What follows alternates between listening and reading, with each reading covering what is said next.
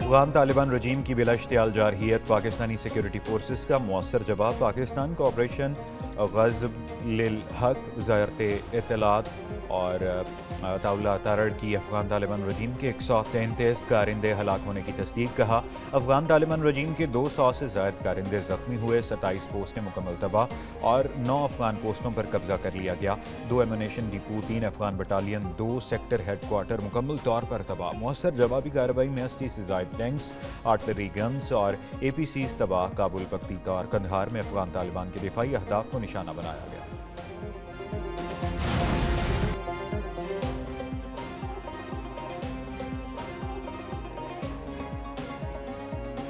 پاکستان کا آپریشن غزب للحق، پاک فضائیہ کے جوابی حملوں میں افغان طالبان کی فوجی تنصیبات تباہ۔ کابل، قندھار اور پکتیا میں افغان فوجی تنصیبات جل کر راکھ۔ پاک فضائیہ نے افغان طالبان کے 2 ایمونیشن ڈپو اڑا دیے۔ پاکستانی جیٹ طیارے فضائی حملے کرنے کے بعد قندھار کی فضا میں گشت کرتے رہے۔ پاک فوج کی جوابی کارروائی پر افغان طالبان دم دبا کر بھاگ گئے۔ افغان رجیم کی چیک پوسٹوں پر پاکستانی پرچم لہرا دیا گیا۔ پاک فوج کی جوابی کارروائی میں خرلاچی ٹرمینل اور داؤد پوسٹ بھی مٹی کا ڈھیر۔ سیکیورٹی فورسز نے ناؤگی سیکٹر، باجوڑ، تیرا خیبر، ضلع مہمند اور ارندو چترال میں بھرپور جواب دیا۔ باجوڑ سیکٹر میں افغان طالبان کی 2، چترال میں 1 چوکی تباہ۔ افغان طالبان کی کوارڈ کاپٹر سے حملے کی ناکام کوشش، سیکیورٹی فورسز نے سارے گرا دیے۔ چھوٹے اور بڑے ہتھیاروں سے گولہ باری، ڈرون سے بھی افغان طالبان کی پوسٹوں پر حملہ۔ بلوچستان کے علاقے یوب میں سیکیورٹی فورسز کا بڑا کلیئرنس آپریشن، مزید 10 دہشت گرد ہلاک۔ ISPR کے مطابق 24 فروری کے بعد 25 فروری کو بھی بھارتی حمایت یافتہ خوارج کے خلاف کارروائیاں جاری رہیں۔ یوب میں کارروائیوں میں ہلاک دہشت گرد اور ان کی مجموعی تعداد 18 ہو گئی ہے۔ دہشت گردوں سے اسلحہ، گولہ بارود اور دھماکہ خیز مواد برآمد۔ ہلاک دہشت گرد کئی کارروائیوں میں ملوث تھے۔ علاقے میں سرچ اور سینیٹائزیشن آپریشن جاری ہے۔ غیر ملکی سرپرستی یافتہ دہشت گردی کے خاتمے تک کارروائیاں جاری رہیں گی۔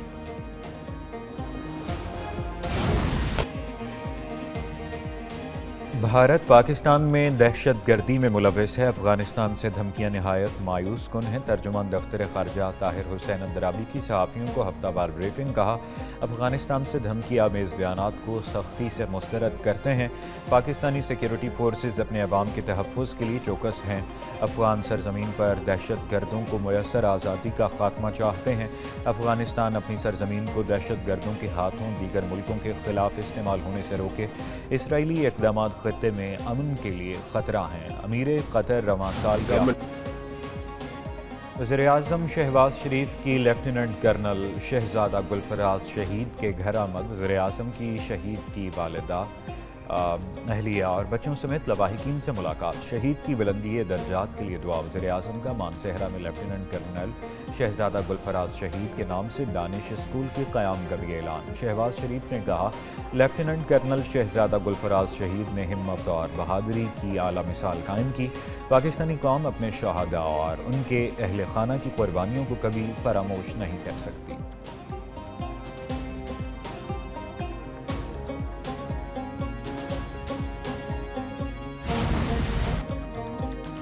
جنیوا میں ایران اور امریکہ کے درمیان مذاکرات کا تیسرا دور۔ فریقین کے درمیان 3 گھنٹے تک بات چیت کے بعد وقفہ ہوا۔ ثالث عمان کے وزیر خارجہ کے مطابق بات چیت کے دوران مثبت خیالات کا تبادلہ۔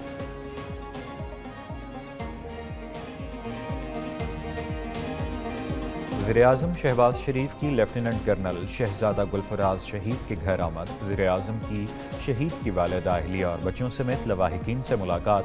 شہید کی بلندی درجات کے لیے دعا۔ وزیراعظم کا مانسہرہ میں لیفٹیننٹ کرنل شہزادہ گلفراز شہید کے نام سے دانش اسکول کے قیام کا بھی اعلان۔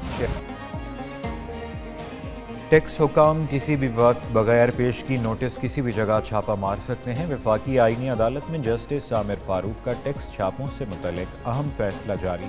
فیصلے کے مطابق چھاپہ مارنے کے لیے ٹیکس دہندہ کے خلاف پہلے سے کوئی کیس چلنا ضروری نہیں۔ وفاقی آئینی عدالت نے بغیر کیس کے چھاپہ غیر قانونی ہونے کی دلیل مسترد کر دی۔ کہا پارلیمنٹ نے ٹیکس حکام کو قانون کے نفاذ کے لیے وسیع اختیارات دیے ہیں۔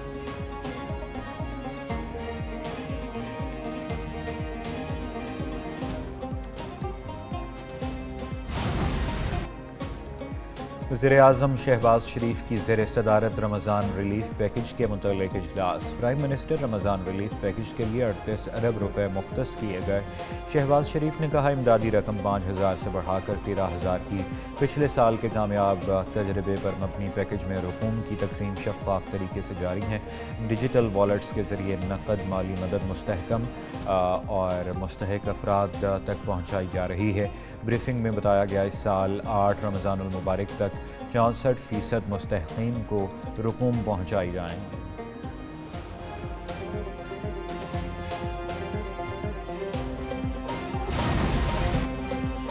महंगाई पर काबू पा लिया, कोई भूखा नहीं सोएगा। वज़ीर आला पंजाब मरीम नवाज शरीफ कल लाहौर में ई-टैक्स स्कीम की इफ्तिताही तकरीब से खिताब बोली। पंजाब में ख़वातीन को खौफज़दा होने की ज़रूरत नहीं, किसी ने ख़वातीन को नुकसान पहुँचाने की कोशिश की तो अपना अंजाम याद रखे। ई-टैक्सी स्कीम से ख़वातीन को रोज़गार मिलेगा। सूबे की हर तहसील में ग्रीन बसें चलाई जाएंगी। दूसरे सूबों में आवाम टूटी हुई ट्रांसपोर्ट पर सफ़र करती हैं। ई-टैक्स एक चार्ज पर 300 किलोमीटर चल सकती है।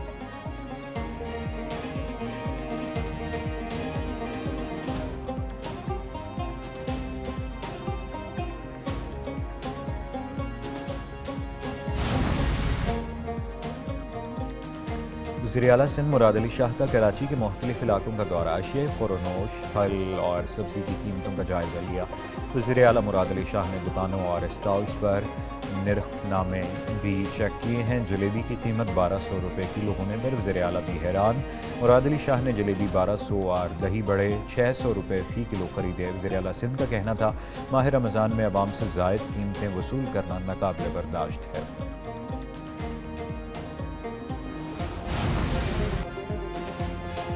पीटीआई के सामने बानी के अलावा सब बेमानी हैं। खैबर पख्तूनख्वा हुकूमत बानी पीटीआई के लिए रिहाई फोर्स बना रही है। वज़ीर दिफा ख्वाजा आसिफ की तनकीद। कहा पीटीआई दहशत गर्दों के खिलाफ ज़बान भी नहीं खोलेगी। ये शहदा के जनाज़ों में भी शिरकत नहीं करते। पीटीआई के तमाम ग्रुपों में हज़ारों इख्तलाफात हैं। पीटीआई का इस बात पर मुकम्मल इत्तेफाक है कि बानी जेल में रहे। ये चाहते हैं कि बानी अंदर रहे ताकि बाहर बैठे यूट्यूबर्स का धंधा उरूज पर रहे।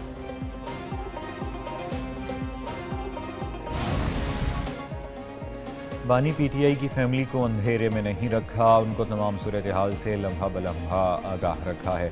बैरिस्टर गौहर की पार्लियामेंट में सहाफ़ियों से गुफ्तगू। कहा महमूद अचकज़ई का PA मिनट पर ख़बरदार करता था, अगर फैमिली को ख़बरदार ना करते तो यहाँ बैठने का फ़ायदा क्या था। दिल से बानी पीटीआई के लिए काम करते रहेंगे। अलीमा खान ये भी जानना चाह रही हैं कॉन्फ्रेंस कॉल में इन लोगों के अलावा दूसरा कौन था। वो बताना चाहते हैं इनके साथ दीगर लोगों के अलावा दूसरा शख्स सुहेल आफरीदी था।